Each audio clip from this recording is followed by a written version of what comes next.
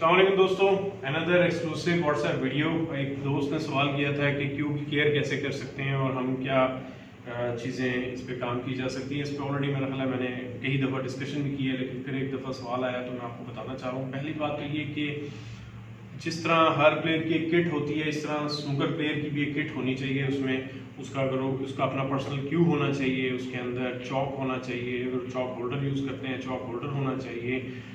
ये तमाम चीज़ें उसके हिस्सा है। लेकिन उसके अलावा मैं आपको रिकमेंड करूँगा कि वुड क्लीनर आपके पास हो, जो वुड को क्लीन करता है, वुड को करता है, सफाई कर सकता है जो भी फर्नीचर को। किसी और पॉलिश को आपने नहीं लगाना, उसमें डिफरेंट केमिकल्स होते हैं। लेकिन जो वुड क्लीनर होगा, जिस तरह अब ये कीवी का रिवाइव वॉल है, ये वुड के लिए बड़ा अच्छा काम करता है और इसको आप कर सकते हैं। उसके अलावा बड़ी इंपॉर्टेंट चीज़ है, वो है आपके पास आपका टावल। आपका टावल होना बहुत ज़रूरी है। प्लेयर टावल के बगैर बिल्कुल समझ लें आपके आधा होता है, क्योंकि हम लोगों को आदत नहीं है साफ़ करने की क्यूज़ की, जिसकी वजह से हमने खाना खाया होता है क्यू उठा लेते हैं, हमने बालों को हाथ लगाया होता है क्यू उठा लेते हैं, और हमारे पास कपड़ा कोई नहीं होता, क्लब का कपड़ा मांगते हैं वो भी गंदा होता है, वो साफ़ करके कर देते हैं।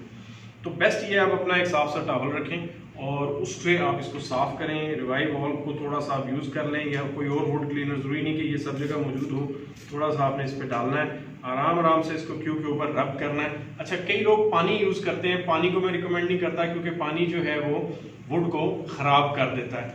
वुड को किसी ना किसी तरह आखिरकार उसी तरह जिस तरह आपके दरवाजे जो हैं वो पानी जब लगता है उनको, तो वो वॉशरूम वगैरह के या और कुछ ख़राब होना शुरू हो जाते हैं। तो बेस्ट यही है कि वुड सपोर्टिव मटेरियल इस्तेमाल करें, इसको अच्छी तरह साफ़ करें, जहाँ जहाँ आपके हाथ लगते हैं वहाँ से बिल्कुल साफ़ करें। लेकिन आप जब इसको साफ़ करें, आपके अपने हाथ भी साफ़ होने चाहिए, वरना आप एक साइड से छोड़ेंगे तो फिर वहीं से दोबारा से आप स्टार्ट कर देंगे।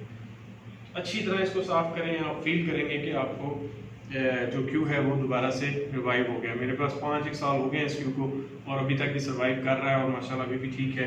एंड आई होप ये ठीक रहे, क्योंकि गेम का बड़ा मैटर करता है अगर वो क्यू आपका चेंज हो जाए। तो इसको धूप में ना रखें, गाड़ी में ना रखें। गाड़ी में कैरी करनी पड़ती है, कई दफ़ा धूप में पड़ा रहता है। आजकल धूप बहुत ज़्यादा है, लेकिन अभी चले मौसम चेंज हो रहा है, लेकिन ये बेंड हो सकता है। क्यू को इस तरह खड़ा करके ना रखें। हम लोग खड़ा करके चले जाते हैं over long period of time, रोज़ ऐसे खड़ा करेंगे तो आहिस्ता आहिस्ता इसमें हल्का सा बेंड किसी ना किसी स्टेज के ऊपर आ जाएगा।